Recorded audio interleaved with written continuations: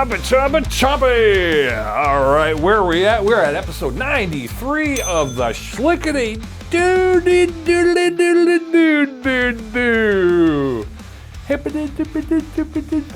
What you gonna do? It's the Shlicketty DooCast. Welcome once again. I'm your host, Aaron Forsyth, and I got my buddy Mike Anderson over there in right field or left field. Is it left field, right field? I don't know. That field over there, coming out of the garage. All right, look, I'm here. Look, I made it. What do we do? Episode what? 93? You said? 93. Dang. We're getting old. We're getting old, impressive. Mike. Look, once we get to 100 episodes, we can put this into syndication. Can we? Yeah, we can put it into reruns. Well, yeah, we almost could now with Flickety Review. That's true if we consider that, unless that's considered a different show. It's both considered and factually is a different show. That's true. That is true. Yeah, it is a different show. Yeah. We don't know. You know, I was gonna vent to you the other. You know, you and I, we go back and forth every Monday, and then it leaks into Tuesday.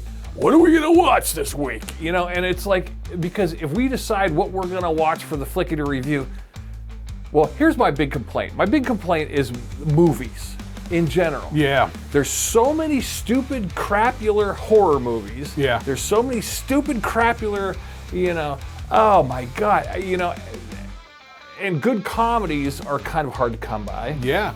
Well, the thing Even is, bad comedy, you know, I don't know. It just seems like there's just a whole lot of nothing. yeah, nothing terribly interesting. And I don't know if it's partly because we have seen so many That's what I movies wondered. and stuff. If we lowered the bar on what we've seen, like, you know, if we all of a sudden hit our head with a monkey wrench and we couldn't remember anything from 1995 on, or before 1995, maybe we could watch stuff, but Even that, you're saying 1995, like that's like recently or something like that. yeah, You that's can go back to that's decades. You can go back to 2010. Yeah, you're right. That is decades. So- Yeah, so we're old, so we've seen it all. I mean, we've seen a lot of movies. Back in the day, there wasn't that many movies, so it was sort of No. easy to keep up on stuff like that. And rewatchability, and the fact that, you know, there's only so much on TV and you had no control over what was on TV. So the way we watched stuff on TV was, you know, the least offensive thing we could find. You know, the thing, Yeah. all right, I could tolerate that. We'll watch Or this again. everyone saw what was out. So if Yeah. you go, hey, did you see Cocoon was on HBO last night? Oh, I watched that the other night, you know. I know you were in a different neighborhood, but when we were riding the bus to high school, we get on the bus for school, and somebody would be like, "Hey, did you see that movie on HBO at midnight on Saturday?" We'd be like, "Yeah, I saw that." It was one HBO channel, like it was the one movie. Yeah, that's true. If somebody would go, oh, what was the one? The guy had the car, and the girl was chasing it. Oh, yeah, it was Chris. You know. Yeah. Yeah, you could, yeah. So it's like we've seen a lot of movies. So when we see, you know, sort of any of these sort of newer movies, a lot of them feel very derivative. Yes. Like that movie Get Out. I know a lot yeah. of people love Get Out. First time I saw Get Out, the whole time I'm like, this is the Skeleton Key with Kate Hudson. Yeah, It's the same premise as Skeleton Key. yeah, I get it. It's rich white people stealing black people's bodies yeah. to swap their, you know, Or souls into. or the buddy cop movie, the buddy cop scenario. The one guy and the kind of like when we saw the Kevin Hart Rock thing, Central Intelligence? Right. That formula has been going on since Beverly Hills Cop. You know what I mean? It's just like, ugh. And before. Well, I mean, But it's just, Lethal Weapon. Is that it? Lethal Weapon? Yeah. I don't know if there's anything before Lethal Weapon. But Well, there's always been like buddy cop things, but it's this idea of, I mean, it's matching up clashing personalities. That goes back to The Odd Couple. True. The Neil Simon play. yeah, the Odd Couple. Oh, right, I know that probably kicked open the door. The original Odd Couple. Yeah. Yeah, the straight man and the comedic one. But then and then through the years, everyone's putting them in different scenarios. But here's another pet peeve. Is it me or everything? I'm kind of murdered out. You mean like the horror movies and stuff? Well, that's a given because it's a genre. I get it. But But so many of them, like they seem so uninteresting. You read the log line on the streaming platform, Yeah. and it's like, I don't know, maybe it's always been this way. It only breaks down into like there's 3 or 4 scenarios, and that's about it. You know, Yeah. really, you know, the main dividing line is right off the top. Is there magic or not? right, You know, yeah, is it the occult? right? Is it like Halloween where it's just, you know, Michael Myers running around stabbing people because he's got something wrong with his head, or the early Friday the 13th movies before Jason Voorhees took on magical properties. But even if you go back to like, oh, let's do a crime thriller. Oh, it's really just a jewel heist. There's always a murder. Everything, like, America's obsessed with murder. Yeah. Is that because it's the ultimate sin? Is that what we're dealing with here? Or I don't know why. Where did we as a culture pick up every movie has to have murder? Well, I mean, it goes back to the gangster films of the 20s and 30s. Speaking of which, I threw on a couple of films. I threw on a film from the 1950s the other day and a film from the 30s the other day. Yeah. Man, it's interesting. The one from the 30s was really interesting. In what context? Just because it was black and white? Yeah. The length of each shot? Were you just watching it like, is it like almost like a play? Sort of. Getting longer out of their shots and their scenes? Yeah, for sure. Yeah, for sure there was that sort of stuff going on. So the 1930s one was, I forget the name of it. It was starring Joan Crawford. Okay. And Joan Crawford was like this young, the young ingenue, the young hot chick in the movie. Joan Crawford. How do I know Joan Crawford? Or are we talking like... Mommy Dearest? Mommy Dearest. Okay, she was the mom in Mommy Dearest. Right. Okay. Right, her daughter wrote that Oh, okay. tell-all book about how nutty her mom was. Was Joan Crawford in like... was she on something on TV? Well, when we were 80s? kids growing up in the late 70s and early 80s, all those old film stars were popping up in everything. Right. So was Joan Crawford in like Dynasty or some shit? No, but she popped. I'm sure she popped up on Fantasy Island. I'm sure she popped up Right. on. Yeah. I could picture her. Maybe a guest appearance on Dallas or Knots Landing or something. Who knows? Right. Yeah. Because there was a lot of that going on back then. Yeah, that weird crossover. Yeah, the big film stars wanted to keep working. They're going to work in television. Well, yeah. I mean, that Escape from Witch Mountain movie or Return to Witch Mountain movie, the first one, that had Betty Davis in it. That is weird. Betty Davis. You know? Yeah. And it's like, when we were kids, like Jimmy Stewart would just show up. Like big time film stars from decades past were just doing like. Oh yeah, to watch like we're watching Hollywood Squares and there's Milton Berle and like all these people like and you go, that's so weird. Yeah, these and like they're sitting legends. next to Punky Brewster, and you go, Punky Brewster is sitting next to Milton Berle is sitting next to, Yeah. Yeah. So Gallagher, when we were kids, there was a lot of the old Hollywood stars still kicking around and things. And still trying to be relevant, Well, I mean, trying to get work, I guess. Yeah. So. But this 30s movie, was it like a gangster film? What was the quick plot? Give me the elevator pitch. The quick plot was, and I feel like the name of the movie was her character's name. It was, so her mom was the cook for this rich family. Okay. And so she grew up there on the grounds with the rich family. Right. And she was, the rich family's son could come back to the house. He had been out and about gallivanting, trying to make his fortune for a couple of years. He comes back. And so there's a quasi relationship with those two. There's some sparks there. But then she takes off with, it's almost like, do you see Downton Abbey? It's almost like I've never seen Downton Abbey. I know it's popular, but I haven't seen it. But then Joan Crawford takes off with this blonde-haired guy who's like he's a musician. He plays piano and sings like, jazz songs from the 30s or whatever. So they take off to, I don't know, the big city or whatever. And then the big city. They get a room in this boarding house. Oh. And this lady that's in the boarding house, she's apparently, which they don't even tell you, I didn't even get until much later. She does some sort of cabaret act or something like that, and she's got some dates, so she's got to go on the road. She's got to go up to Buffalo or something like that. And so she offers him a gig. And so they're, penniless, like they don't have money for a 15-cent cup of coffee sort of thing. Oh, anyway, geez. So they're going to sing for their supper. So this blonde musician guy that she comes to the city with, he takes off with this girl to go be a musician in his band, apparently, on the day that they're supposed to get married at town hall at noon, right? So she comes back, he's gone, all his clothes are gone or whatever. She gets a telegram from him, you know what I mean? So then she ends up having to get a job as a fucking sort of like goofy dancer in one of the nightclubs or something like that. So then there's this millionaire guy who I suspect is some sort of gangster, but he's like nice. He's drunk and he's pushy, but he's sort of nice. He doesn't abuse anybody or anything. But he takes a liking to her.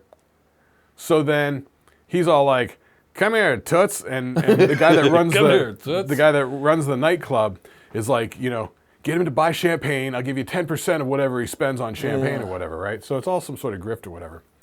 So then she's there.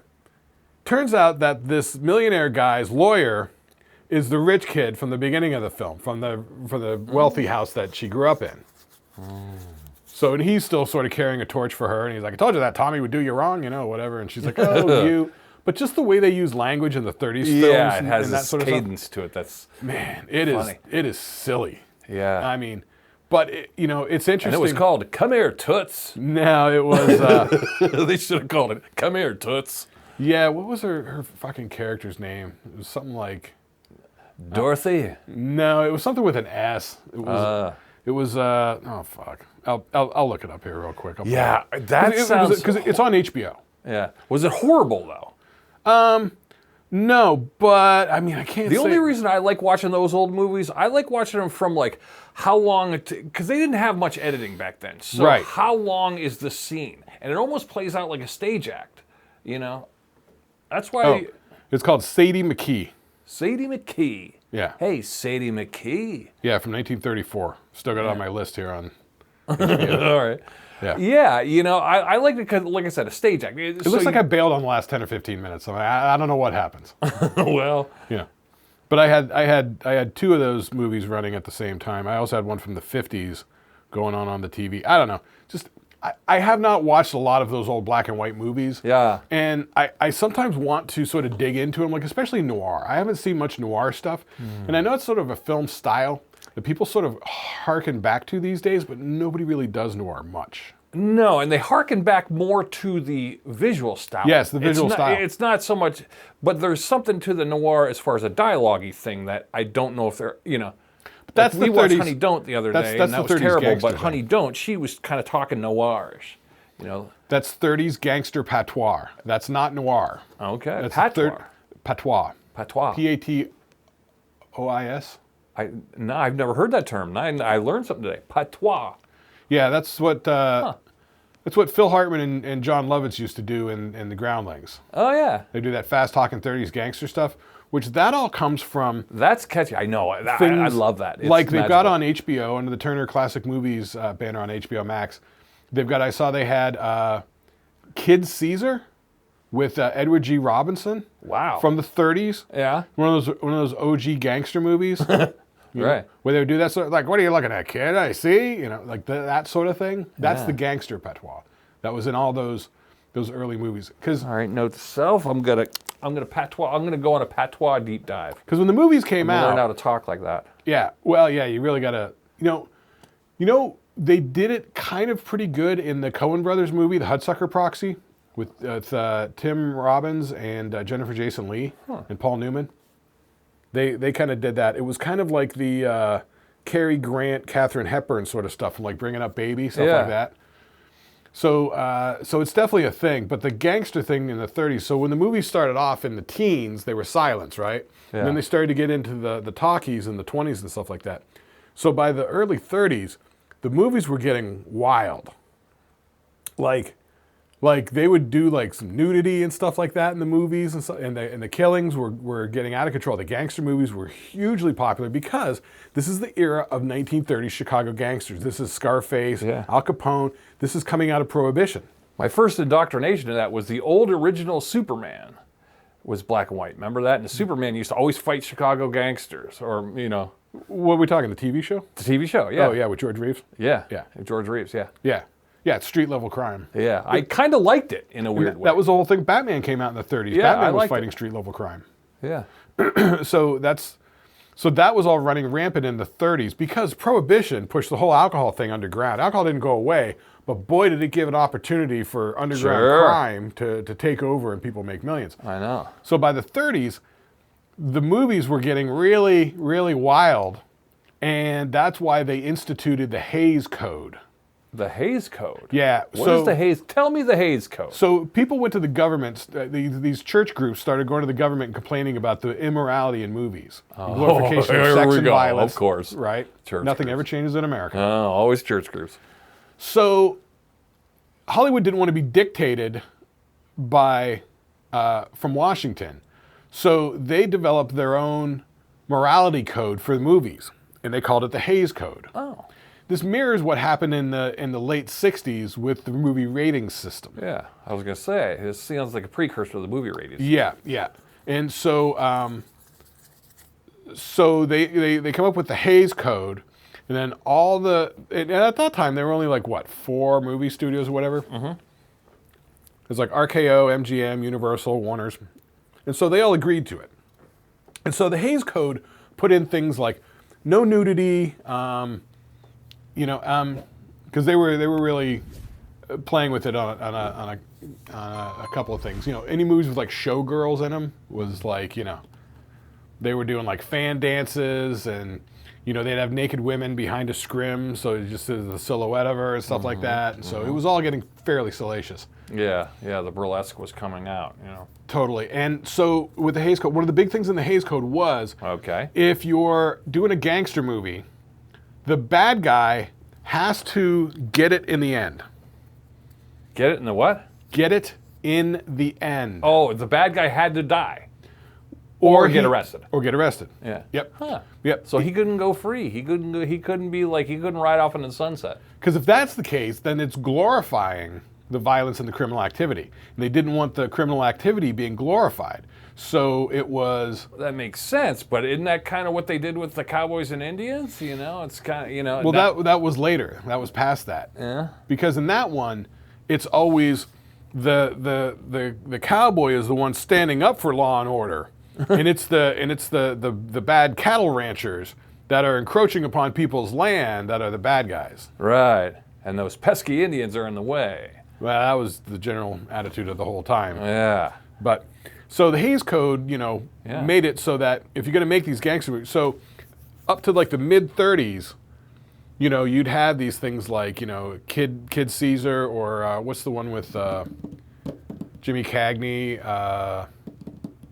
I'm on top of the world, Ma. Whatever that one. Yeah. That all the gangster rap kids used to idolize before they got onto Scarface. Right. All that stuff was very pervasive. But then after the Hays Code, then, they had to get their comeuppance. So they'd either get killed or arrested. Sense. I see why, in their haste, they would want to do that, because maybe it was a social epidemic of the time. Mm-hmm. Like we can't be making these thugs be heroes to the children. Right. So we've got to make them get their... Well, it was bad enough in the late 20s, because you got Prohibition and the stock market crash, right? So the economy's in terrible shape, and then with the Prohibition going on, things like Bonnie and Clyde, and things like John Dillinger, they were heroes to the public at large. Yeah, they're speaking to the poor middle America. Right, robbing the bank, sticking it to the man, all this sort of stuff. They didn't like that, but... Yeah, I can definitely see the social dichotomy of it all. Yeah, so that's why, like, and the other thing that I always find fascinating of these old films and these older times is the little textural details of the time. When they showed a street scene in that Sadie McKee movie where it's like there's the milk guy with delivering the milk on the street. Like, oh, like was it like a movie set street, or are we talking a real street? Okay. It looked like a movie set street, but it was supposed to be like, I don't know, New York or something like that. But everybody in the background is like minding their own business. They're just walking along reading newspapers. Everybody looks like they have a job to go to. This is back when people still, they dressed fairly nice. Oh, yeah, people would dress up to go downtown. Yeah. Yeah, and then, like there was a movie from the 30s one time I was watching with my girlfriend, because she used to teach movie history and stuff like that. It was called Gold Diggers of 1933. Or something like that. And that was the one where they were getting pretty nutty. It was all about burlesque dancers or Ziegfeld Follies, sort of thing. And so there was this boarding house apartment building thing where all the girls in the cast, lived or whatever. And so there was one phone on the floor in the hallway, like a payphone on the wall. So it was like the phone would ring and whoever was near it would just answer it. And so it was this whole thing about, hi, who's this? This is Janice, who's this? And then they tell who this, and they're like, I'm looking for this person. Oh, hold on, let me see. Do you know where they are? And then they all go and ask and find each other and, bring the people on the phone. The phone etiquette of the 30s. Oh, yeah, or the switcher operator is funny, too. The switchboard, yeah. Yeah, but all that sort of stuff is interesting. And you're right, the milkman in the background, or the guy, or the little kid walking his dog, or the lady with the baby carriage. The criminals breaking into a place, going through the coal chute into the basement. You know, coal chutes was a thing back then. We don't have them now, but you know. Yeah, I guess that would be an easy access point for thieves. You know, and just the prevalence of like smoking and drinking and stuff like that. Everyone you know. smoking and drinking, yeah. You know, like that drunk guy in Sadie McKee, the millionaire guy. He takes Joan Crawford and the lawyer guy back to his apartment. He's all drunk. He gets in there. First thing he wants to do is turn on music. So he turns on the record player or radio or whatever. Big wooden cabinet thing. The whole top opens up into a bar. You know what I mean? So it's like, so he has a drink?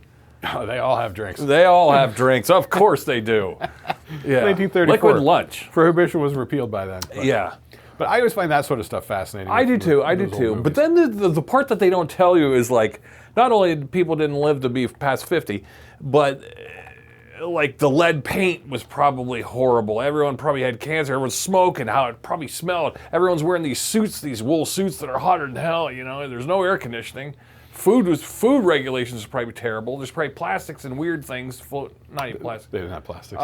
But gross shit in food. You know, everything from mouse droppings to whatever. You know, so there's no regulation in that world. No, well, I think they had the FDA stuff came out around 1900 or something like that. All right. 1880s, 1890s, the meat packing was a problem. Because I always think like mercury in glass, you know, and the lead paint and mercury is what everyone, you know, mercury poisoning was prevalent.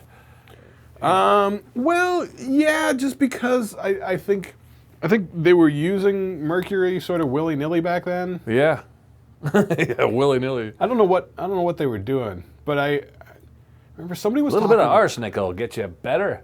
Somebody like in the 50s. You ever see those junior science kits?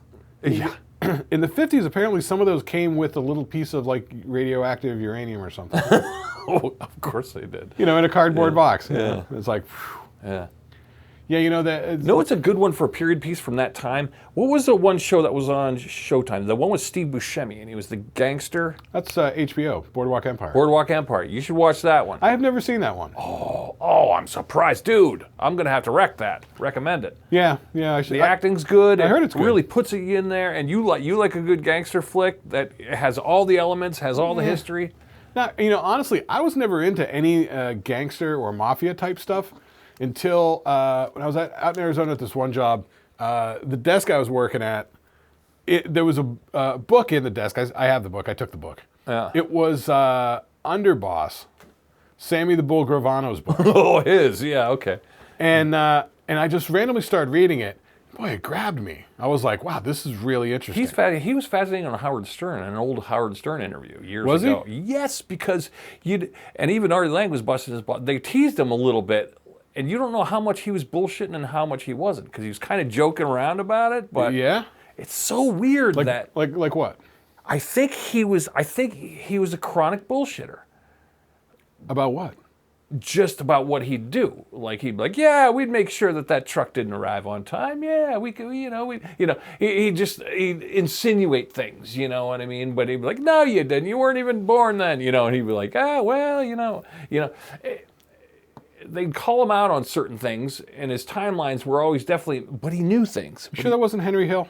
I'm thinking Henry Hill. Henry Hill's from Goodfellas, yeah. Yeah. Henry Hill's a big that mess. guy. No. He's a bullshitter. Sammy the Bull's no joke. He would be, okay. So Sammy the Bull's the real deal. Oh, 100%. Yeah, he'd be terrifying if you're in a room with him. I mean, what he talks about, the whole theme in his book is sort of the whole theme of Sopranos, which is the old ways of doing it are sort of going downhill. Yeah. And there's a new generation. Yeah. And and they don't respect the history, and they're moving too quick, and they're not thinking things out.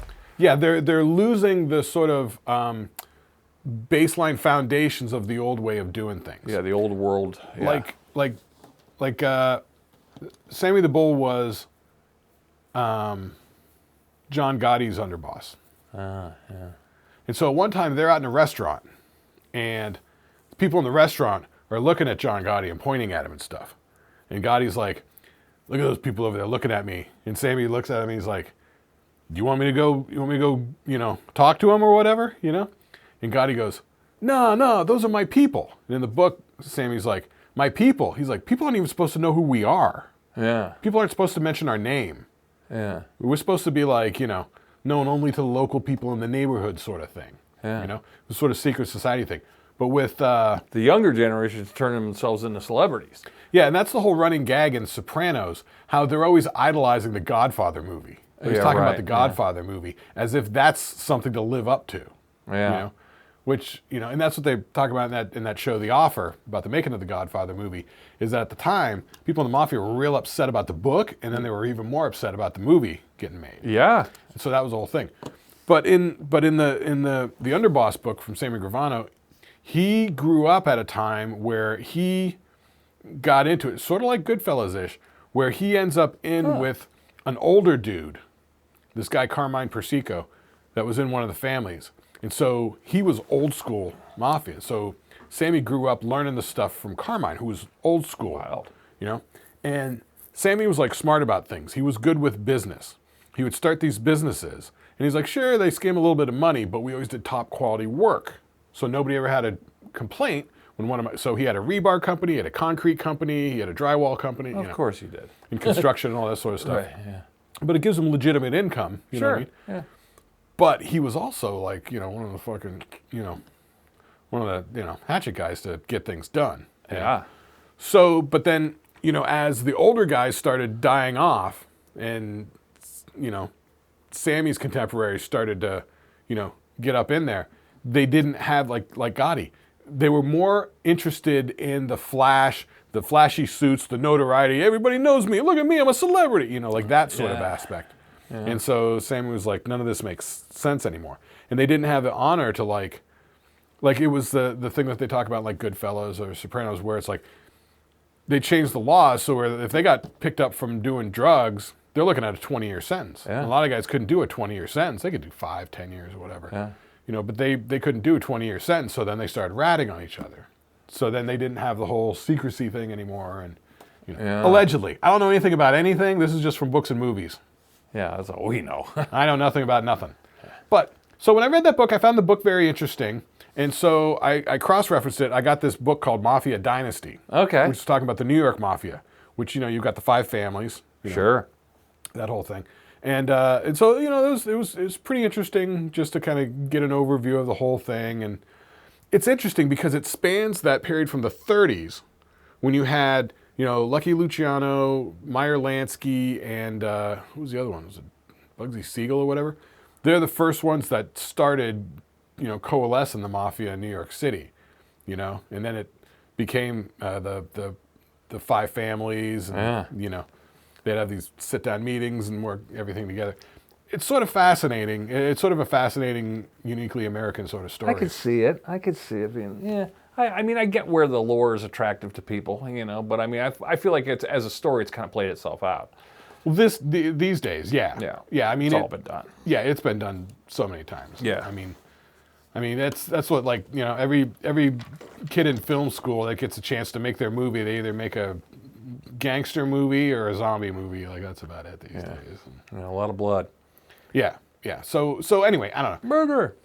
So I was never really into any of that stuff. And, I read a couple of those books, and that's sort of like, I get it. It's sort of interesting, and there's some interesting documentaries out about old it. Movies. Yeah, I don't know. I just didn't have the pacing for old movies. Like you had said you'd never seen it. What was that holiday movie?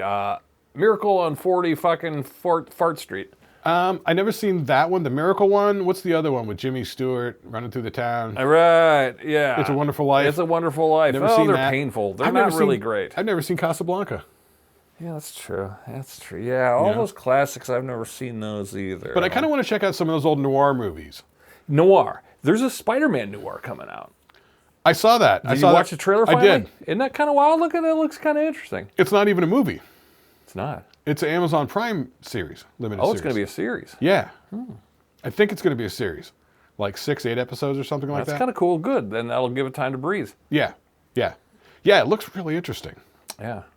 And the fact that they got Nicolas Cage in it is just like what are we doing here with it? Yeah, he does noir too. You could tell as a fairly good actor that he is, he's going to take that role on good. Yeah, he's definitely going to be. Yeah, Yeah. He's good. He's good. Yeah, so the Spider-Man Noir looks interesting. So they're going to put out 2 versions of it. Black and white version and a color version. I was telling you that on the last ep. Yeah. I hadn't seen it, but I went and pulled it up. Because did you see Into the Spider-Verse? The animated one? Yeah, I have, yes. Yeah. So Nicolas Cage is doing the Spider Noir character in that. But he's just doing the voice. But it's kind of funny when the character comes out because he's all like, he's like, I'd hold a burning match between my fingers, just to feel something or whatever. He's like really intense and stuff about it. So when you mentioned the Spider Noir movie, I was like, oh, I was assuming it was going to be animated. But then when I pulled up the trailer and it's live action, I was like, holy shit, this is going to be interesting. It looks really good. Yeah. And it looks kind of dark, like almost like, so maybe it might have a half cartoony, half real feel to it. Well, maybe not. I don't know. Who knows? I mean, that's the sort of thing with the noir movies. I mean, because I looked up recently what makes noir, and because I come up against this in film school a lot. Because in film school they're talking in genre pictures, because that's mainly what was going on for most of classic Hollywood. Yeah. You had the gangster pick, you had the western pick, you had a romance, you had a musical. These sort of styles. And noir was one of these big styles. And the noir stuff really started getting big like after World War II. And it was like, all the characters in noir, none of them are good guys. They're all sort of quasi-bad characters, flawed in ways. Right, just trying to work the system. They're just part of the city. They're just part of the scene. That's why the classic thing is got a motive. You got the alcoholic detective, ostensibly a World War II vet, who's got shell shock and PTSD, but that stuff wasn't diagnosed back then. So he just drinks all the time. So he's a private eye. He's not a cool guy who's got it together. He's sort of schlubby, and he's always getting punched out, and Sure. He's drinking got a drinking problem. Right. Yes. Probably lost his family. Whatever. That's why he has the attraction for the rich debutante who walks in the door to offer him a job. The femme fatale. The femme fatale. Yes. The hot chick who waltzes into his life and upends his life and There we stuff go. into trouble. And so as a femme fatale, there's always the gangster bad guy. So it's always sort of bad characters, and that sort of thing. And a lot of it is the visual look, the visual style of it, which is coming out of that German expressionism of like a high contrast ratio. Yeah. Like a 1:4 lighting thing. And, things that they would use, and this is why I came up in like cinematography class all the time and stuff like that, is it's the classic thing of like light coming through the Venetian blinds on the window and it casts the shadows of the lines. Yeah. And they're all wearing fedoras and smoking, and you get the smoke and the lights and all this sort of stuff. And it's a look, and it's dark city streets, and it's like, it's... And then the Art Deco buildings back then were all kind of had like straight line, there's a look. The cars looked a certain way, Yeah, it's very much a play of light and shadow, which is what the German expressionist movies were doing, like Murnau and Cabinet of Dr. Caligari and all that sort of stuff. Early, what was the vampire one? Nosferatu, 1922, Max Schreck and all that sort of stuff. So it's interesting. If you're into movies. If you're not into movies, it's all probably incredibly boring for you, but... Well, you'll learn something, though. Yeah. So I kind of want to watch some noir movies. They got a bunch on like HBO. I remember when I was collecting comic books as a kid, there was always noir episodes of comic books and graphic novels that were done in a noir style. Yeah. And a lot of it, that's why the comic book angle, like, you could look at a doorway normally, but the comic book angle was always to go, let's pitch it at an angle. Let's get the vanishing point at a different way. And it almost felt like the noir movie captured that, or the graphic novel captured the noir's essence of you know what I mean? Just the sharp angle on something, or the vanishing point's different, or your angle's to the left, to the right. It's not straight on. Yeah, well, that's once again coming from the German. It looked like a live comic book. The German expressionism stuff from the 1920s was they were using very cheap sets, but they were using hard differences between light and shadow and lines. Yeah. Like if you a lot of those early German expressionist films, which I haven't seen a lot of, just I know from like film history class and that sort of stuff. the backgrounds are like these abstract backgrounds where it'll be like a hard line and then a curvy shape over here. And this one's black and these are white and, you know. Yeah. And so there's this visual style to it. Sure. You know, and having the look be sort of tilted, they call that a Dutch tilt or a Dutch angle. That's the visual language of film telling the audience that things aren't on the up and up. They literally aren't on the level anymore. Yeah. So that was sort of like how they would visually convey that sort of stuff to you. Yeah, convey action or convey being at the edge of your seat and give it a tilt and a Yeah, like things are going Askew. haywire now. Yep, exactly. And so if they're doing that in those Toots. comic books, and I don't know when those comic books were made, ostensibly I'm thinking like the 60s. Yeah, 50s, so those 60s, are guys yeah. who grew up watching those gangster movies in the 30s. Yeah, probably. Yeah, that's probably where the stylistic crossover happens. You know, it's just baked in. It's just baked into the art. The early American movies we're dwelling in, you know, like musicals and that sort of stuff. Like right off the bat when they got talkies, they're musicals, right? Yeah. But it was the German expressionists in the 20s that were doing this sort of stuff. They were doing like Nosferatu before anybody over here had heard of any of that sort of stuff. They got to it in 31 with like, what came first, Frankenstein or Dracula? Dracula in 31, 33 I think was Frankenstein. You know, but they're all Frankenstein is a very boring movie. Not very good. No, I watched it recently. It's kind of flim-flam. It's very boring. Yeah. Like nothing. Like all the classic scenes that you know from Frankenstein are in the last like 15 minutes. Yeah. There's a whole lot of yap. Oh, and the Bride of Frankenstein. Ugh. Bride of Frankenstein's a little bit better. Yeah, man, because fixing pacing issues. Because Frankenstein was sort of a hit, so they kind of got to the meat of it a little bit quicker. But yeah, you know, but even still, but so it's interesting that, you know, America always had the happy ending. That you know is what I mean? This sort of thing. Yeah. So after World War II, when you get that cynicism of the returning GIs and that sort of stuff that had, you know, seen some shit, as they say, then you started to get this sort of harder edge to things, like with noir films. Right on. So anyway, it's interesting. So I'm gonna try and bone up on some noir films.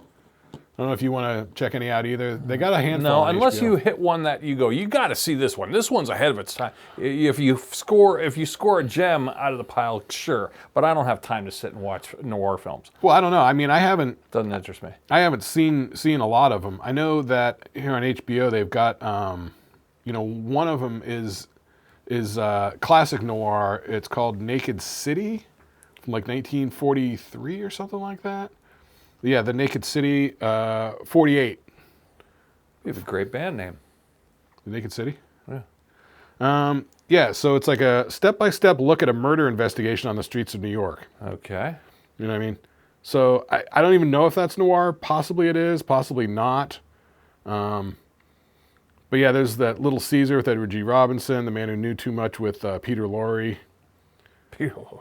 You know, Walk the Dark Streets, you know, these sort of things. That's from 1956. Wow. Oh, no, that's not even noir at all. That's a whole different, No. that's a whole different thing. But anyway, you know, so that's the thing.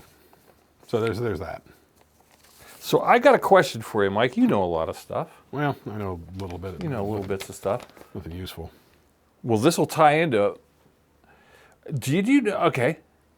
Well, this is why I wanted to bring in our favorite Gumshoe Carl for this one. Uh-oh. Gumshoe Carl might have to make an appearance later on, but we'll bring him back, possibly. But first I was like, we were laughing the other day about, you know anybody modern named Dick lately? And Dick became a nickname for Richard through tradition rhyming nicknames. Do you know when? Ostensibly, vaguely? I mean, once again, going back to this sort of time period, I think it was before that, or 20s and 30s, stuff like that. I mean, it was very sort of common. yeah. So Richard is going back, I mean, it's a very common king's name for the kings. Ooh, you're getting there. Getting Well, warmer. 'cause I know some British history. Okay. I mean, you got a lot of Richards. You got Richard I, Richard II, Richard III, Richard the Lionhearted, which might have been Richard II. You're getting there. And so... All right. Well, let's see. Well, when did Richard become Dick? That's the question. I'm going to say the 20s. Wow. Because the 20s is the jazz age. The 20s is where you start to get the jazz music, the prohibition, the speakeasies, the drinking. It was the first counterculture. You could be right in the popularization, but you're way off on the timeline. Yeah. So here we go. Richard was shortened to Rich or Rick, but then to rhyme with these, the nickname evolved into Dick by the 13th century. Wow, 1200s, huh? Wow, yes. That's around the time of Richard II, Richard III. That's what it says. Medieval rhyming tradition. In the Middle Ages, it was common to change the first letter of a nickname to create a rhyming version, leading to forms like Rick, Hick, and Dick for Richard. Now, the evolution of sounds over time, these shortened to Dick became the affectionate diminutive. But because Richard was such an incredibly popular name among the English nobility and general population, nicknames were frequently used for individuality. So then you had more Dicks, you had more Ricks, you had more, I don't know how popular Rick was. I never come across Rick until you get to like America sort of That's stuff. kind of what I was thinking. Or Hick. I guess there was Hick back then too. I mean, Hick is a hayseed, but I mean, as a name, it seems weird. I don't know. You know what also seemed kind of weird to me? In those old Abbott and Costello movies, Bud Abbott would frequently have his character named Chick. And if you know, Cars, the Pixar movie, that was the Michael Keaton character, Chick Hicks. You want to know something? This is an Aaron revelation. I hate to admit it. I had to admit it the other day because it was on when I took the dog to the vet. Cars was on. I've never seen a Cars. Really? I've never seen a Cars. Can you believe that? You probably missed a lot of Pixar movies. No. Well, my kid watched them through, and I watched them with her.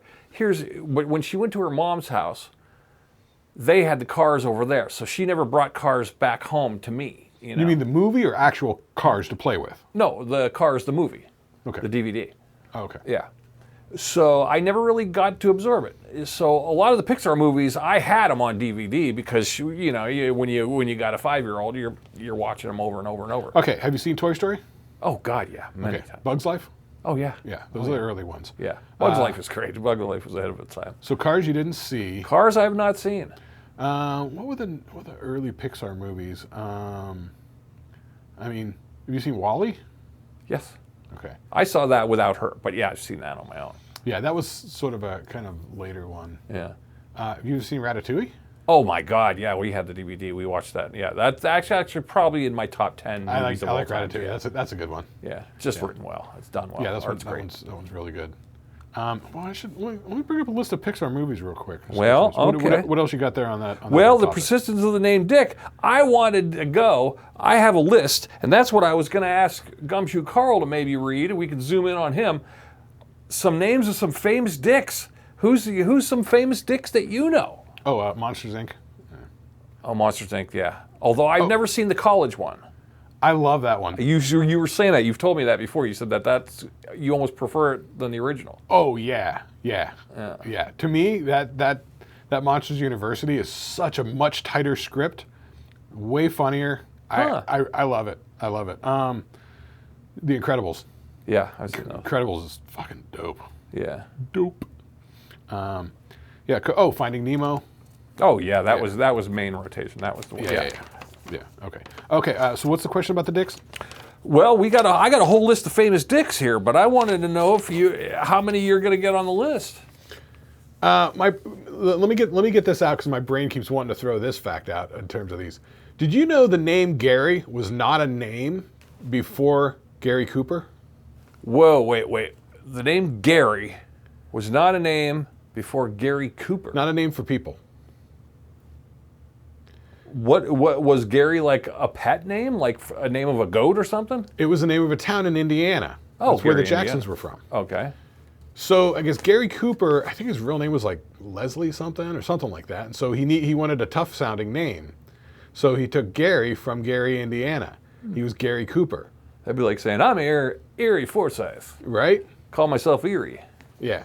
So it was like, So I had heard that, and I was like, really? Is that a thing? Gary really wasn't a name before Gary Cooper. And so in the wake of Gary Cooper's popularity, there was a whole generation that were named Gary. And then babies were being born, and then since Gary Cooper was so popular and beloved by women, they would name their children Gary. Yeah. Like Radar O'Reilly, that actor, is Gary Berghoff. I can't believe, really, are you sure about that? I would think. That's what I heard. I have not looked it up and verified it, you know. Yeah, that's almost give it a goog, because I could almost picture like Old English Gary, like Lord Gary from Lord. It seems like it. From Fotsix. I mean, you have Jerry, which is short for like Gerald or Jeremiah. Yeah. What was that Simpsons joke where they were like the Civil War battle was bloody. It resulted in the death of everybody named Jeremiah. Everybody named Ezekiel. Okay. What are you going to put in? What's your question you're going to ask the old AI? People named Gary. Okay. What is it? Gary is a traditionally masculine name, given name of English origin, derived from the surname meaning spear or spear rule, often associated with strength and leadership. Popularized in the mid-20th century, peaking around 1954, it's famously borne by actors Gary Oldman, Gary Cooper, blah, blah, blah, blah, blah. Huh. Let's look up origination of the name. All right. But you're honest. So the popularization. Now I'm sure the name was around more. It's just. But you were correct with popularization. It wasn't really the advent. Yeah, origination of the name Gary. All right, people, while he's looking that up, make your list for. You're gonna yell at the screen while we're doing it. We're gonna rifle off a bunch of famous dicks. I guess it comes from spear or lance in like old English. Spear or lance, short for. But I think it was more surname. Yeah. You know. It stems from Germanic, Old Norse, and Old English roots meaning spear, often associated with the Old Frankish name Geiserich, or the Norman French name Gary, Geiree. Oh, see, I was thinking historically it was a surname. Oh, I was thinking like it was like an Irish name, like Geary, Geary, John O'Geary. Right? Yeah, as a last name. Yeah, surname. Yeah. It says as a given name, the name gained massive popularity in the U.S. and U.K. during the 1930s to 50s, largely influenced by the actor Gary Cooper. So you were correct. Yeah. Yeah, I'd heard that somewhere, and I was like, really? It's a fun fact. Yeah, while sometimes thought to be a diminutive form of Gareth, Gary has its own distinct, older, and more martial origin. Gareth, yeah. See, there we go. There's the name I was thinking, yeah. Yeah, right. That sounds old. Gareth Coopereth. Yeah. All right, what do you got for All right, well, we got Dicks, Richards, Ricks. What are we doing? We're going to famous dicks. Famous dicks. Well, first off, when I hear Dick, I think of Band of Brothers, Dick Winters. Wow, that's pretty good, man. Because I don't have Dick Winters on my Winters, thing. He was Major Dick Winters from Band of Brothers. Yeah. Played in the Band of Brothers series by Damian Lewis. Well, let me ask you this: this could have been a top 10. The most famous Dick. Most famous Dick Nixon. Well, he made the list, but that's just because they call him Tricky Dick. Dick Tracy? Well, he's a fictional character. Is he? I'm just kidding. Dick Clark? Dick Clark, yeah. He could be famous. He could be in the top 10. He was super famous for a time there. Oh my gosh, yeah. Still alive today. I still think the most famous Dick could be Dick Van Dyke. Oh, I love Dick Van Dyke. He's just turned 100, didn't he? Or is he 99? Yeah. No, I think he turned 100. And he's spry. He's good. He's really spry. Yeah, he's still got hair too. Yeah. I mean, God. Yeah, he's got stories to tell. Dude, you know what he did? He's such a good egg. When he stopped doing he did that doctor show, I think with his son and Charlie Slattery back in like the late 80s or something like that. After that, you know what he was doing? He was just hanging out, teaching himself visual effects. He was messing around with visual effects. I mean, he was from Mary Poppins and Chitty Chitty Bang Bang. Yeah, and the Dick Van Dyke Show. Yeah. Which is groundbreaking. But when you see him now, I mean, yeah, sure, he looks a little skeletal, but he's still got his zing. He's not like, he's not falling asleep in his applesauce. I think because he's not just hanging out doing nothing. Yeah, he's on it. Yeah. Yeah, he's amazing. Love that guy. Him Yeah. and Mel Brooks. Love those Dick guys. Cavett. Yeah, Dick Cavett was big in the 70s. Yeah, he was. Yeah, a lot of younger people don't know. And now here's what younger people might know. Let's go a little younger. They're not going to know Dick Van Patten, who was 8 is Enough. 8 is Enough. Yeah, the dad on 8 is Enough. I knew you'd know that. People know him from Spaceballs. Oh yeah, he was in Spaceballs. He was You're the right. king in Spaceballs. And his son, he had a couple of sons. One of his sons, Timothy Van Patten, is a very well-known director in Hollywood. He directed a bunch of Sopranos episodes. Oh. Tim Van Patten's a big-time director. Yeah, I like. Just like, I always liked Dick Van Patten. Like I liked 8 is Enough in a weird way. I always thought I wish that guy was my dad. Like I was like, oh, I like the 8 is Enough family. I always wanted to be an 8 is Enough. Yeah, he always seemed like understanding, like he wasn't going to blow his stack. Yeah, he was reasonable. Yeah, and with all the mayhem going on, he was pretty cool. Not too much yelling. Right? Yeah, he didn't yell or ignore him. Yeah, he didn't roll his eyes. Dick Wolf. From the Law and Order? The Law and Order writer. Yeah, he's a powerhouse there. Yeah. Well, of course you got to say Dick Cheney, right? Yeah, I mean, you know. Dick Cheney. Here's one too. I didn't know who Dick Gregory. Yeah, Dick Gregory. Pioneering comedian and civil rights activist who addressed social injustice, it says. Yeah, he was that old black guy with the beard. I was thinking, I get him mixed up with he's not the tap dancing guy, is he? No, they were the two brothers. Right. But Dick Gregory was around that. He was always remember when was it Ben Vereen had a variety show? Dick Gregory would pop up on there. Yeah, and he was in the Dick Gregory was like a sort of classy elder statesman type. I know. Okay, so he wasn't like doing the Charleston. No, he wasn't so much. Oh, I'm thinking of Gregory Hines. That's what I'm thinking. Gregory Hines and his brother were dancers, like 9-year-old dancers. Yeah, they were good. Really good. Really good. Really good. Yeah, there's old clips of him, the two as brothers on maybe like an Ed Sullivan or one of those, and they fucking jammed. Yeah, well, I've seen, films of them. They used to, back when the movies got sound, the first thing they were doing was making musicals, and tap dancing was a thing. Yeah, I just heard something about this. So back in those old days in the 30s, when they would make these musicals, and they would put black acts in these movies, but that shit wouldn't fly in the South. So they would cut out those segments and make essentially the first music videos. That's true. Cab Calloway doing Minnie the Moocher and all this sort of stuff. The Hines brothers dancing, Dick Durbin. Okay. Well. Okay. All right. We got some others. We're going down here.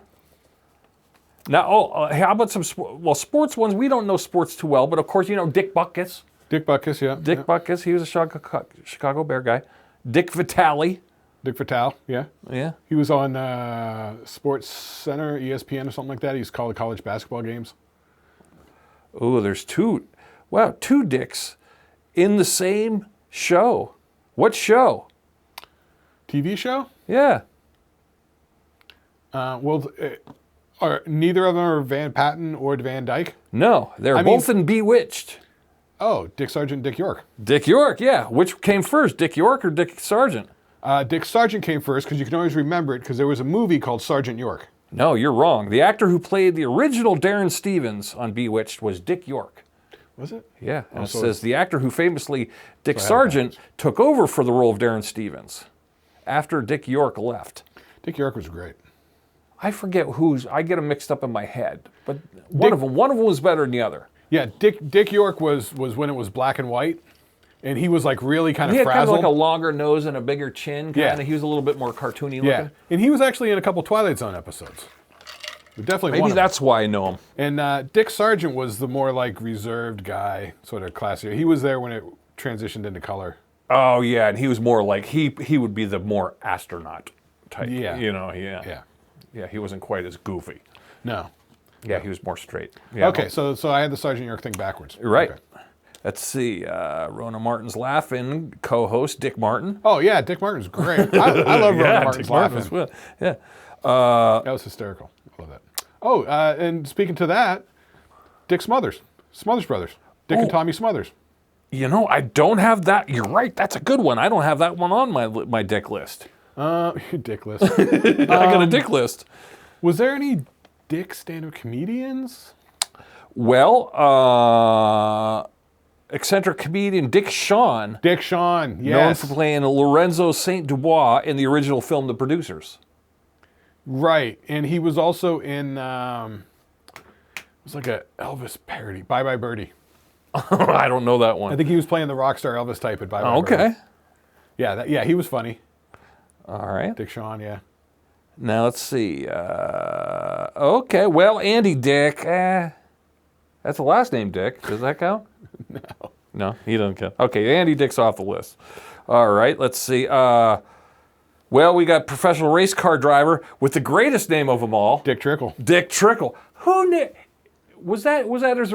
I want to find out. Is that his original name, or is that just a nickname he picked up in college? Well, let's find out. Yeah, ask AI. Was Dick Trickle's name originally Dick Trickle? But he was so killing it at the time that when they made that Tom Cruise racing movie, Days of Thunder, his character's named Cole Trickle. Dick Cole. Dick Trickle. Richard Leroy Trickle. Wow, that's his real name. Wisconsin-born stock car driver and short track racing legend. You know he heard it all through going through. But, you might as well lean into it. If you got the name that bad. I think that's what he was figuring. Yeah, like a brand. You might as well. Like if your name was Tits McGee, you'd go, all right, I'm leaning into Tits McGee. Right? All right, okay. All right, let's see. Well, we got a couple more. Dick LeBeau, Dick Pound. This guy's name's Dick Pound. His name's former Canadian Olympic swimmer. And he was the first president of the World Anti-Doping Agency. Uh-oh. His name was Dick Pound. How about that? All right, Dick Armey, former U.S. Representative of Texas and House Majority Leader. Yeah, well, you'll have that. All right. Oh, check this out. The former CEO of Twitter from 2010 to 2015, Dick Costlow. Yeah. All right. Oh, here's a good Dick. We know this guy. Dick Dale, the king of surf guitar. Oh, yeah. Yeah, right. Famous for Miserloo. Yeah, Dick Dale. If there's ever a surf lick surfing guitar, the Fender Stratocaster, there you go. Well, it's the Pulp Fiction song. Yeah, Dick Dale. And then you got, of course, your fictional dicks down here. Dick Tracy, you mentioned that. Dick Grayson, that was... I was going to say that, yeah. Robin. Batman and Robin. So that's pretty good. Look, I have my first dick list, huh? List of dicks. Yeah.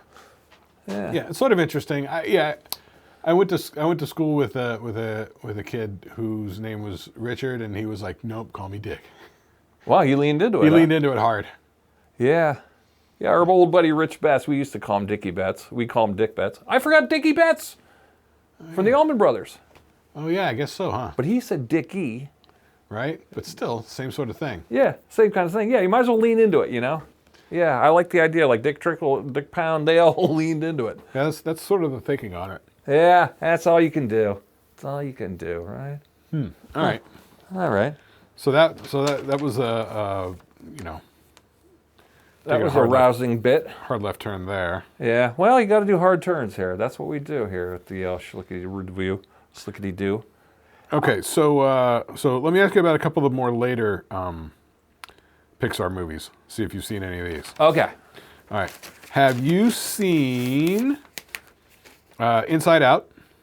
Inside Out. No. Oh, interesting. Have you seen Coco? No. Up? Oh, yes. Up Okay. a couple times. Yeah, I like that one. Have Made me you cry. seen... Well, if you haven't seen Inside Out, you haven't seen Inside Out 2. I'm sure you've seen the Toy Story sequels, whatnot. Oh, I've seen all four, yeah. Then you probably have not seen Elemental. That was from just a couple of years ago. No, I didn't. No, I had that. I almost did. I think I want to say I got drunk and didn't really. That was during the pandemic. I think I tried to watch that. I tried to watch that one a couple of times, I think I was drinking too. a lot then, and I don't. Yeah, I tried to watch it. Well, that was 2023. Was it? Yeah, I may have watched it during the pandemic, I'm thinking, and I think I don't remember. No, it didn't come out until 2023. Yeah. Huh. I tried to watch it a couple of times. It sort of didn't grab me. Yeah. Soul? Soul made me cry. I've seen that a couple times. Yeah, Soul's pretty good. I bawled like a baby on that one. Have you seen Turning Red? No. with the Asian girl in Toronto that turns into a giant red panda. Oh, I'm aware of it, but no, I haven't seen it. Yeah. I kind of like that one. That one's kind of funny. That It's one kind makes of me a laugh. wild concept, yeah. That one makes me laugh. It's sort of Yeah. fun. You ever see Luca? No. The one with the kids in like 1950s, like Mediterranean Italy, and they're actually like fish people. Wow, no. I never heard of that one. Yeah, Luca's pretty entertaining too. Oh. Yeah, Luca and Red are pretty entertaining. I know you didn't see Lightyear. Oh, the Buzz Lightyear spinoff? Yeah, No, I did not. I was meaning to, but I never got around to it. I like that one. That one's real good. I dug that. They still use Tim Allen's voice in that one? No, Chris Evans. Chris Evans does it? Yeah. Interesting choice. Why him? Maybe because he was hot at the time? Well, yeah. So in the beginning of it, it's so nuts. Because he's They Captain go, America? No. In the beginning of the Lightyear movie, they go in Toy Story. The kid Andy went to see a movie about this character Buzz Lightyear, and that's why he gets the toy, Right. which kicks everything off. They go, "This is that movie." Oh, I see. So it's a movie made ostensibly from. Oh, Like an okay. actual That makes character or it. something That's like that? actually kind of smart. Yeah. Yeah. It's Because his toy is Tim Allen's voice. yeah, It's not the movie, not the Right. original. But yeah, he's Right. just a knockoff of Buzz Lightyear. but it's really clever. I really like Lightyear. That is smart. I know that whole franchise is just so good. Just so Yeah, good. yeah. Lightyear's Yeah. really good. I really like that one. You ever see Brave? Oh yeah. Oh yeah. Yeah, Brave's pretty good. Multiple times. You ever see Onward? I can't recall that one. That one is, man, it's sort of hard to explain. It's just like our world, but it has magic and stuff. Really? No. Like the cop is a centaur, and so Chris Pratt is the older brother. Tom, the Spider-Man kid, Tom Holland, is the younger brother. The dad's dead. It's a whole thing. Yeah, Onward's a thing. Onward. Huh. Yeah. Never heard of it. Yeah, that one's hard for me to watch, but Why? What's it trigger? Does it trigger the tears? Oh yeah. Really? Oh yeah. Yeah. It's a real interesting setup though. If you watch like the first 10, 15 minutes of it, you'll be like, wow, this is kind of wild. It's like regular life, but it's like, they got magic and like flying horses and stuff like Right. that. Let me see. And then now they're into the short films. No, yeah, conceptually though, and as I've watched enough Cars clips that I go, man, this is clever. This is really clever. It sort of is. And I thought maybe it was written for little kids, but sure it is. But there's a parental aspect to it that you go, Well, the whole thing was based off, this is back when John Lasseter was still at Pixar. He based it on the sort of road trips they used to take with his parents in the late 50s, back when they had Route 66, before we had the interstate highway system. Yeah. And so it's this idea that back in the days, Route 66, went from coast to coast. And so it went through a lot of these small towns, especially in like New Mexico and stuff like that. But then when they put the highway in, it would be like, a few miles south, and all of a sudden all these little towns that were really catering to car culture in the 50s. When people started to take vacations, they remember Pee-wee's Big Adventure, they got the dinosaurs and all that sort of stuff. These roadside attractions was all based on the people traveling Route 66, just driving vacations. Yeah, that people do summer vacation. Get your kicks on Route 66. It was a whole tourism trade built around it. Yep. But then when the highway system came in the mid 60s, they would bypass a lot of these smaller towns. So these smaller towns would have like these ghost attractions. That's the whole point of Cars, is that Lightning McQueen ends up getting separated from his tractor trailer. He falls out at night when they're traveling, and he thinks he's following. He thinks he sees the taillights, and he's going to catch up.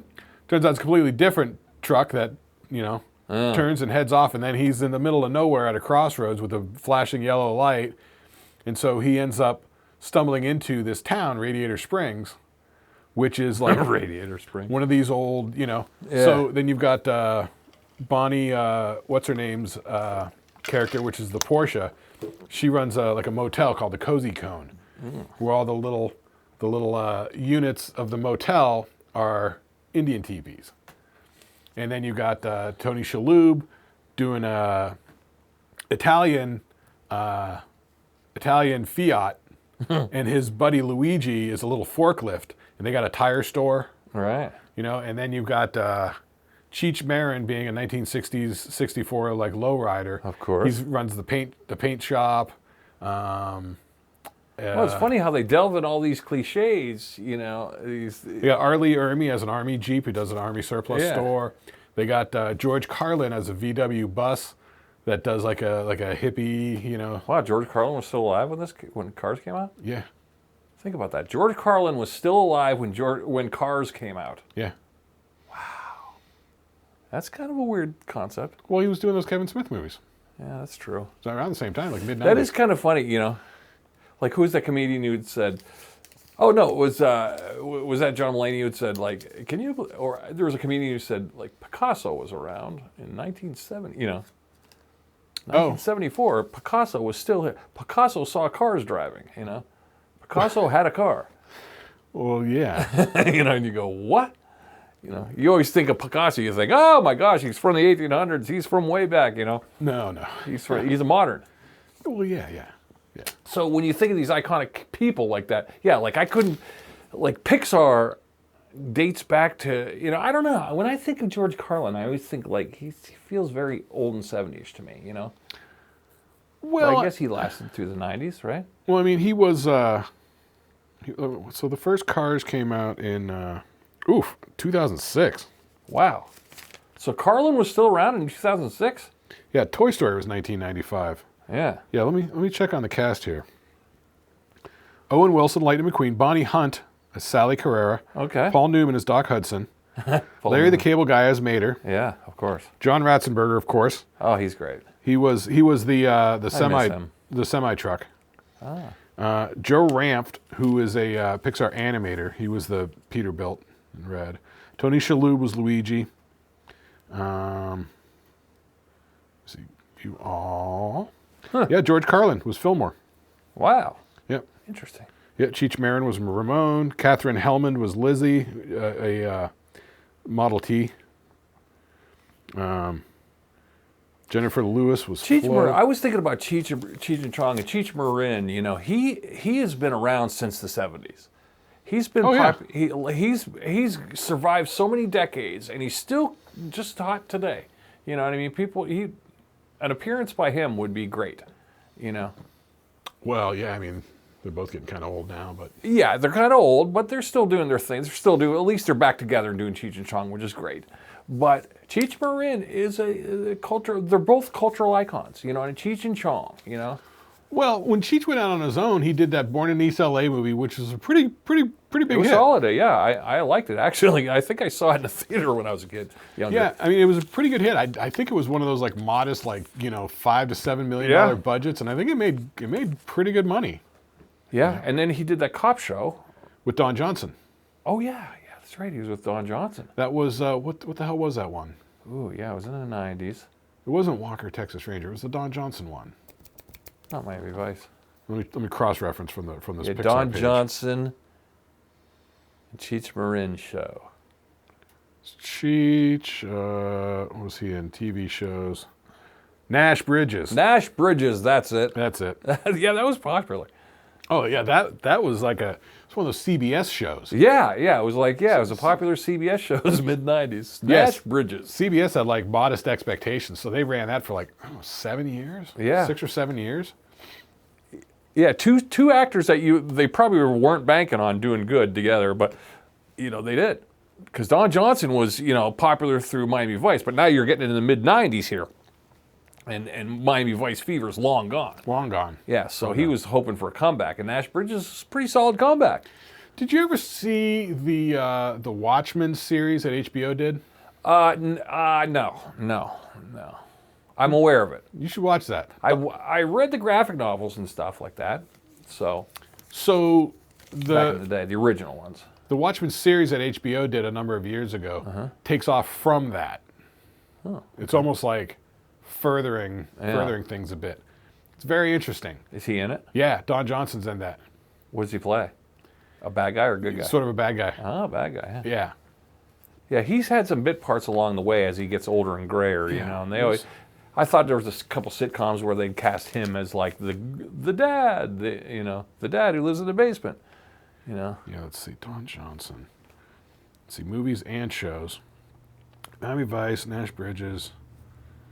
He was in... Yeah, he had a solid run. Let's see, because, he was in Knives Out, Oh, yeah. Yeah, Don Johnson. We like Don Johnson. Watchmen from 2019 on HBO. Yeah, he was sort of like... like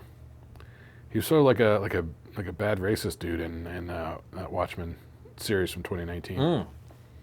If you haven't seen that, that's pretty good. Worthy. Oh, it's a series, so it's like 8 or 10 episodes. But I thought so. I remember thinking they canceled it though, and it was one of those ones without an ending where they kind of canceled it. You know how like on Lost, when everyone got pissed off at the Lost because it had no ending, because it was a Lindelof fucking thing. Yeah. I thought Watchmen had that same kind of hubbub around it. Well, the whole thing about Watchmen is like good premise, but they didn't have the guy who wrote it. I believe it was like Grant Morrison or something like that. When he made it and put it out, like it was only supposed to be like a limited run, and there wouldn't be any more. There wouldn't be any spin-offs or anything like that. And I don't know if it was Marvel or something like that. They completely they're DC. They completely screwed him over. Yeah. They completely screwed him over.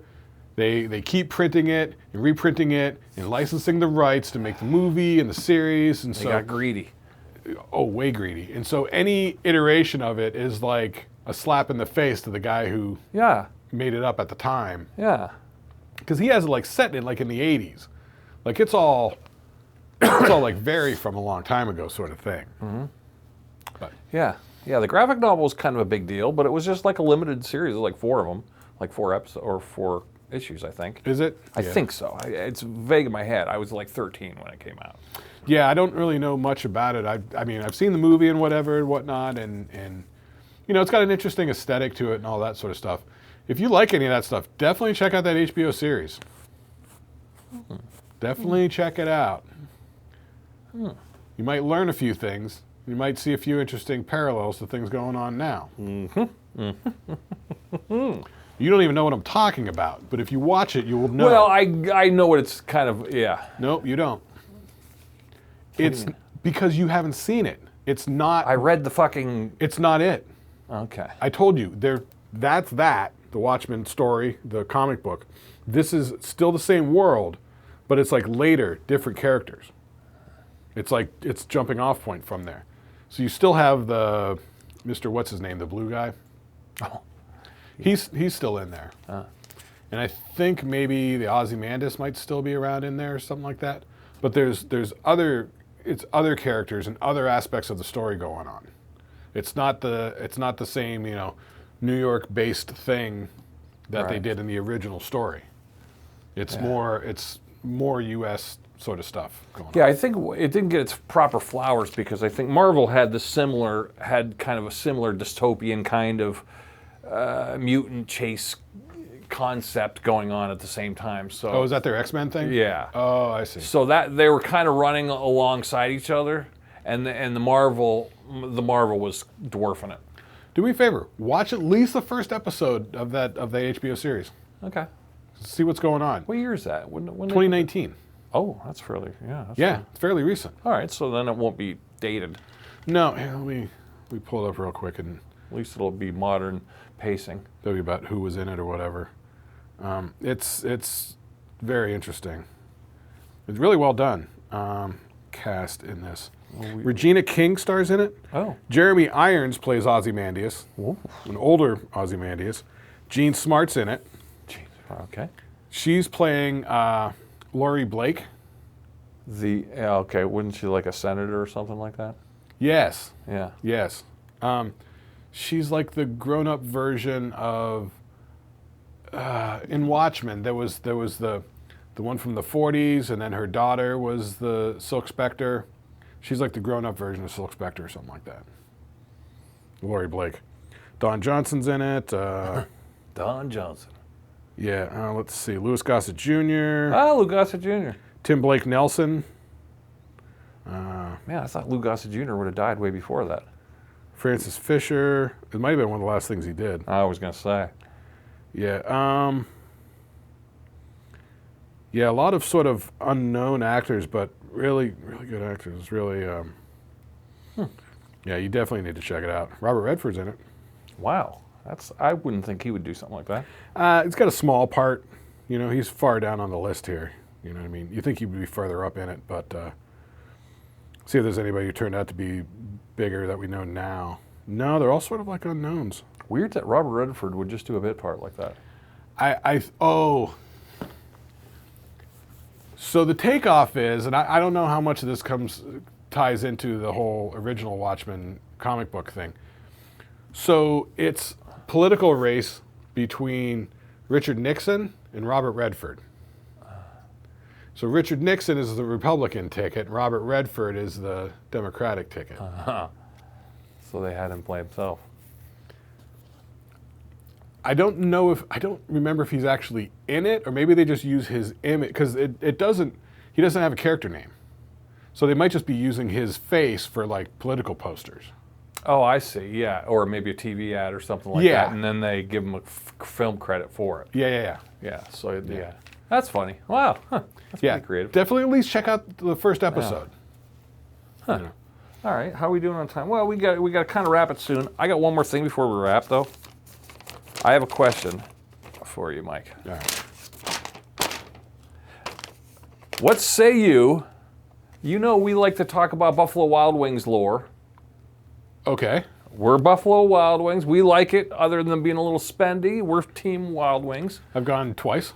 Yeah, I've gone many times. I'm even in the rewards program. I like it. All right, so. Oh, speaking of which, before you get into it, speaking of that, buffalo sauce. From Buffalo, right? I've never had buffalo sauce. So I got at the grocery store a couple of weeks ago some frozen chicken nuggets that were buffalo flavored. Sure. Buffalo sauce flavored, whatever you call it. I don't know. Yeah, buffalo. It's basic. It's made out of buffalo. It's basically hot sauce with ranch. It's made out of buffalo. Actually, no, from buffalo, I mean. Oh yeah. Actually, so I looked it up because when I opened the bag and I smelled it, it smelled heavily of ranch to me.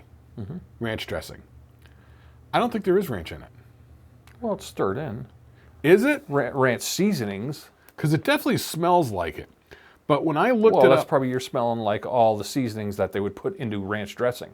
Is it? Minus the dairy product. Because I looked up buffalo sauce online, and it says it's typically made with cayenne pepper-based hot sauce, butter, and vinegar. That's it. Yeah, sounds about right. I don't know what's in ranch. I've never really eaten ranch. That to me is just like me not ever seeing Cars. You not eating ranch is a crime. My only experience with ranch is Cool Ranch Doritos. Oh, that's not ranch. I know. No. I didn't like it. I mean, but I'm not a salad dressing fan, so I don't like. There's a difference between ranch salad dressing and bar ranch that you dip chicken nuggies in. That's what they say for honey mustard too. Yeah, and no two are exactly the same. There's always a variation. But when you find your Zen ranch, you go, "Oh my God, this is it." I mean, so what's in ranch sauce? But the fact that this is like essentially just like cayenne pepper and butter. Yeah. It is buttery. I like it better. Like a standard hot sauce to me is like, a little vinegary. I'm not impressed. Yeah, that's the thing. I'm not huge on vinegar. I mean, my extent of vinegar is ketchup. Plus, when I'm doing wings, I don't like all that goop. I like sauce on the side. I get my wings extra crispy and plain. And then I dip. I go double dip. I'll get like a flight of dips. I'll go, give me some hot, give me some mild, give me some ranch, give me some buffalo. And then you got all kinds, and then you kind of mix and match. You get a little honey mustard, but you get the plain wing. Superior. Yeah? Yeah, because otherwise if you just go, hey, give me 10 hot ones, Charlie. Well, your 10 hot ones are going to be all goopy, and your hands are burning, and your cuticles are on fire. And you get tired of it. But I like a variety. So I like the crispiness of a plain wing. I don't want my wing to be, all soggy and moggy. Right, I'm with you there. Yeah, I'm with you there. Yeah, so I want some snap and crunch. I do sauce on the side. Yeah, got to do sauce on the side. Sauce, like a little goes a long way with me. Here's the thing. On the internet, you can't even look up ranch sauce. The only thing, I looked up ranch sauce all the results are ranch dressing. That's it. There is no ranch sauce. It's all ranch dressing. Yeah, I think when you get bar ranch, a bar owner friend of mine told me, like, oh, it comes in a big tub, and they add the buttermilk to it. So it's more buttermilky and thicker It for says bar here, ranch, whereas dressing is more watery, runny. Ranch dressing is popular American salad dressing with a creamy base of buttermilk, mayonnaise, and or sour cream, seasoned with herbs like dill, chives, and parsley, plus garlic, onion, and pepper. Yep. Invented by Steve Henson at Hidden Valley Ranch. Oh, Hidden Valley invented it? Yeah. Wow, I did not know they invented it. I thought they just popularized it. It's used as a salad dressing, dipped for vegetables and wings, as an ingredient in recipes like wraps, pasta salads, and marinades. While typically gluten-free, store-bought versions can be high in calories, fat, and sodium. So that's why I don't like it, because it's got mayonnaise in it. I hate mayonnaise. Yeah, but it has no reminiscent of mayonnaise. And I'll tell you, ranch does not work on any kind of beef product. It's only superior for greens or chicken. See, even here, what is ranch sauce made of? Ranch dressing is a savory, creamy American salad dressing. It is, but bar ranch is. No, but I'm saying I'm trying to find ranch sauce different from ranch dressing. The internet says it's one and the same. It is one and the same. Like, is ranch sauce mayonnaise? Ranch dressing is primarily a mixture of mayonnaise, buttermilk, and sour cream. Yeah, which all on their own. I don't like buttermilk. I don't like sour cream, and I'm not a mayo fan. But I'll tell you, with the size ranch, I'm telling you, when you get a good ranch, you're gonna go, wow, what have I been missing? I don't think so. I don't think I will. I don't think so. It's not my cup of tea at all. Well, you haven't tried it. That's what I'm saying. All the ingredients I know. When you read the ingredients, you're gonna go, ew, gross. You know, just like coleslaw, you go, coleslaw is terrible. But then you go, well, when you put it on a sandwich, when you mix it in context, in the layers, it works. It works as a filler. It's not, I guess, but I don't eat coleslaw anyway. Well, let's go back to our original. I got a question for you. All right. Are boneless wings different from chicken nuggets? Yes. Oh, yeah? Yeah. Well, I got an answer for you. A federal judge weighed in Tuesday in a lawsuit. Tuesday? Recent? Yes, this is recent. Oh, this is wow. hot off the presses. Breaking news. Oh, Federal judge weighed in Tuesday in a lawsuit against our boys over at Buffalo Wild Wings. B-dubs.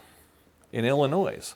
In a 10-page ruling, U.S. District Judge Tharp in Illinois said, here's the ruling, the sports bar franchise can continue to call its popular menu item boneless wings, even though they are essentially chicken nuggets. And here's the complaint. A wing lover, a guy by the name of Eamon Halem, filed a lawsuit in March 2000, claiming the violations of... Wait, filed when? In March 2023, he filed it. Oh, 2023. Yeah. You trailed off at the end. It sounded like he filed it in 2000 and we just got a ruling 25 years later. No. Jeez. 2020, claiming violations of consumer fraud over Buffalo Wild Wings, calling them boneless wings instead of chicken nuggets. Tharp decided that there wasn't enough meat on the bones of his argument. But boneless wings are not a niche product for which a consumer would need to do extensive research, Tharp wrote. Instead, boneless wings is a common term that has existed for 2 decades. Right. Yeah. So here we go. Halem, the guy who's suing Buffalo, it sounds like he wanted to just sue Buffalo Wild Wings. Of course he did. This is the dumbest thing ever. Yeah, because Buffalo Wild Wings is trying to claim boneless wings as their term. Everybody's got boneless wings. I know. Every restaurant under the sun got wing, bone in, every bone bar. out. Yeah, every bar. Yeah. See, so to my mind, here's the difference. Like, when I think about chicken nuggets, I'm thinking about, originally, these were McDonald's chicken nuggets. Yeah, you think like the coin-shaped kind of, like an egg shape. Which is processed chicken meat. They would take, it's essentially like the chicken version of a hot dog, where they take the scrap bits, put them through a grinder, grind them up, and then form them into a patty shape. Yeah, and then throw the breading. So that's a reconstituted chicken parts, which, remember there was that ad on TV, parts is parts. You know? Right. So that's the chicken nuggets I consider reconstituted. But it's like if you take a chicken wing and you just pull off that hunk of meat Yeah. and keep that, that's just a hunk of chicken meat. It's not processed or reconstituted. So that would be the difference to my mind. But then you got a plank. What do you call it? Would a chicken plank? You know, when you go, okay, give me the chicken fingers. You know, are those the reconstituted, or are those, you know? I think a lot of times those are just a chicken breast that's been sliced laterally into the strips. Because when you bite into it, it's still, because you know how the chicken meat, the fibers, it comes off stringy. Yeah. They still come off like that. That is true. It's not like a McDonald's chicken nugget where it's just all like ground up and pressed Into a together. goo, yeah. Yeah, or like a chicken patty. You're right. Or something like that. That's reconstituted. Yes. So it's like, if the meat still looks like the meat, you know, like that stringiness that you get out of a chicken breast, then to me it could be called a boneless wing. Yeah. Because it's like, if you took chicken wings, which they come in two varieties. You got the drumstick, and then you got the actual wing with the two bones, right? Yeah. So if you had somebody back there just like peeling potatoes, they take the wing, they pop out that meat part, chuck the bone, keep that meaty part, then they batter it, fry it up, put it in the sauce. That's a boneless wing. Or not a nugget. Right. Or like your idea, that seems like too time consuming. What they probably do, they slice your breast like you're talking, and maybe even have like a, you know, slice it into like, make it like a V shape like that. Oh, yeah. So it looks like a wing shape, you know, and then we're going to roll it in the dough and fry it, you know. Yeah, yeah. That could be where you're just taking a chicken breast, yeah, pulling it into smaller, you know, bite-sized chunks. Yeah. And then individually battering and frying them or whatever. But what constitutes between a wing and a nugget? Now, to me, you're right. With the reconstituted part and the nugget, to me, a nugget says a shape. Yeah. It's almost a shape. Dinosaur shape, or that, you know. Yeah. Like when I get the frozen like a coin. The frozen nuggets that I eat, some are sort of reconstituted, some aren't. Yeah, I've had a little. But they're bowl. just like little chunks of chicken, you know, like those Yeah. spicy ones I get. They're just, I think of Tyson or something like that. They're just like little chunks of chicken. Yeah. Almost like they took a breast and, you know, they just hacked it up into like, Yep. we're just gonna make like, there's Like pieces. cubed it They're into, just chicken you know, pieces, and then they big- throw them in the dough and roll them and put Yeah. them on a sheet and cook them. Yeah, or it's almost like a really like rough sort of, you know, separator where it's Yeah, just kinda- because it's not like they're using a cookie cutter. right. It's just random pieces. They're not cubes. Yeah. Yeah, they're just kind of, they're just shapes. They're just random. But if you think about classic chicken nuggets, like the McDonald's nuggets or those Dino nuggets, totally reconstituted, formed into shapes. All right. Pressed So into for shapes. somebody to call, like, so if you're ordering out the menu, you go, what's the difference between the boneless wings and a nugget? Well, I would think then the boneless wings would be more like a chicken finger, where it's the sliced up breast, deep fried and da-da-da. Yeah. The nugget's going to be a nugget that's pre-processed and Which I don't like. I don't even like the chicken patties. You know what I mean? I got tired of chicken patties. I ran my course on them. Because the thing is, like, because it's sort of like, Nitrate-y. well, it's just because it's all ground up and reconstituted and like formed into a shape. It's just like, so many times you just hit that gristly, fatty chunk in there, and like, that meal's over for me at that point. Yeah. Like, and so many times you eat one of those chicken patties, you know. We used to get them, like Jones used to get the Schwans, and you nuke them up and you put it on a hamburger bun or whatever. Now it's just the Tyson or Purdue or whatever the patty of the but week I just is. have so many bad experiences with that gristly. Yeah, they're nugget in almost the like, chicken remember patty? when you get like a veal patty?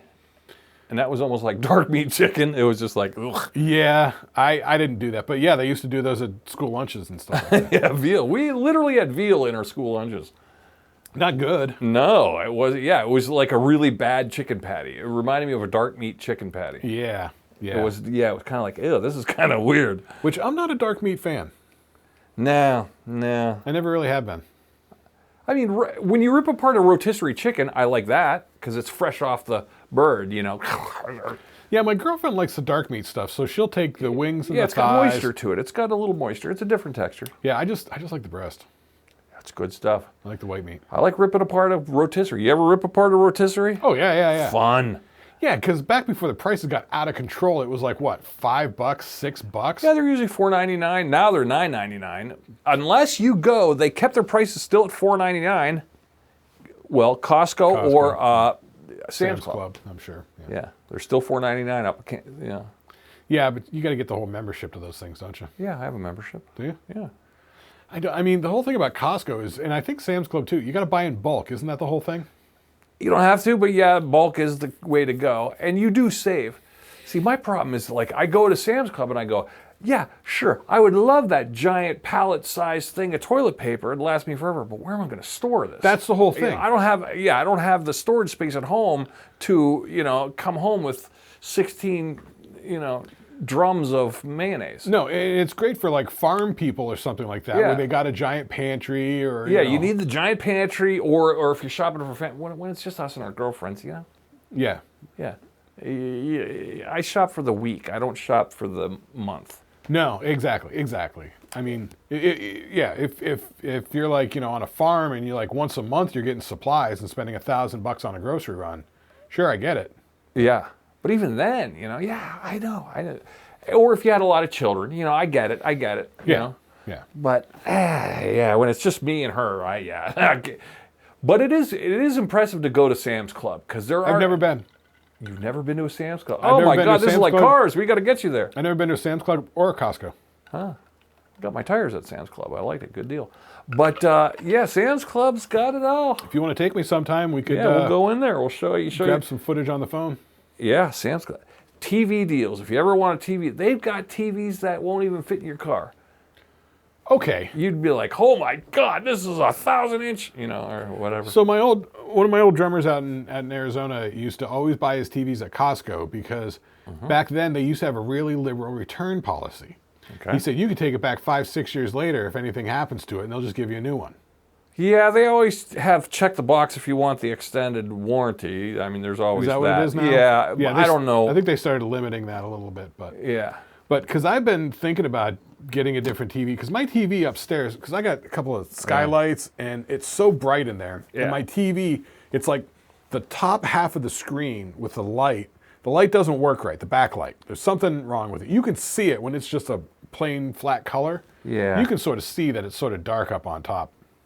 It makes me nuts. And it's a TCL, 55-inch. I'd got it at Target 55, yeah. for $400. You know? Which I've also got a 55-inch TCL downstairs, which doesn't have the backlight problem, and it works a little bit better. So I've been thinking about trying to get a brighter TV.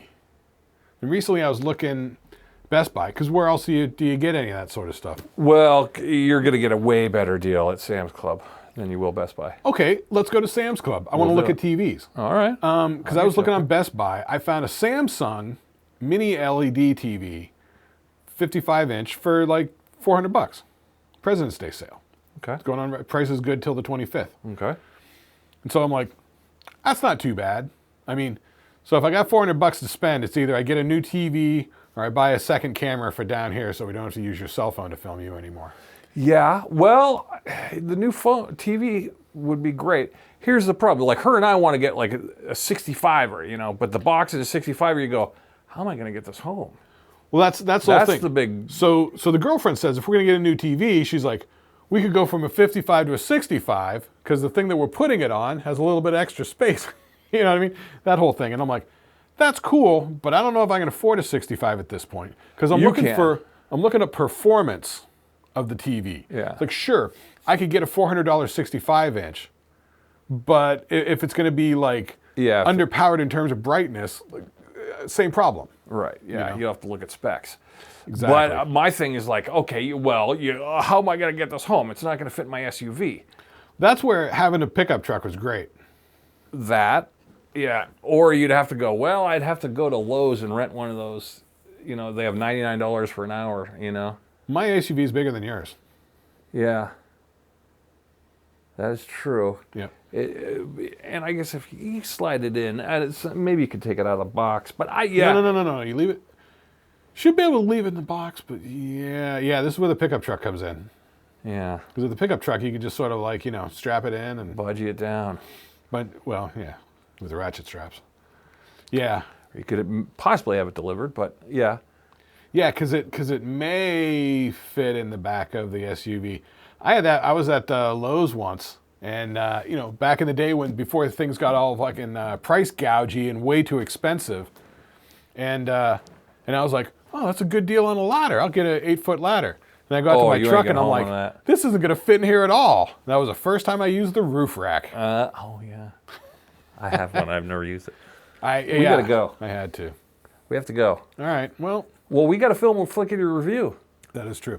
All right, guys. Thanks for watching. You guys made it all the way through another episode. Good job. You guys are the cool kids. All those people that bailed out or didn't watch, suckers. Yeah, they missed the dick list. Yeah, they did miss the dick list. All right, so please give us a like. It really helps the algorithm. YouTube doesn't know what to make of us and can't recommend us to anybody. So the more you like it, the more YouTube knows that it's worth recommending to other people. All right. Also, subscribe. Shoot us an email at thedoocast@gmail.com. And I guess that's about it, right? That's about it. Check out our merch store. We got stuff. We got Lucky Juarez merchandise. We got a Mr. Furley handbag. We got T-shirts. Merch. Mugs, all that sort of stuff. Links been popping up in the episode throughout. So check it out. See what you like. Let us know. And shoot us a question or comments or anything. Don't besmirch the merch. Yeah, really. Okay. All right, so cool. We'll see you guys next week then.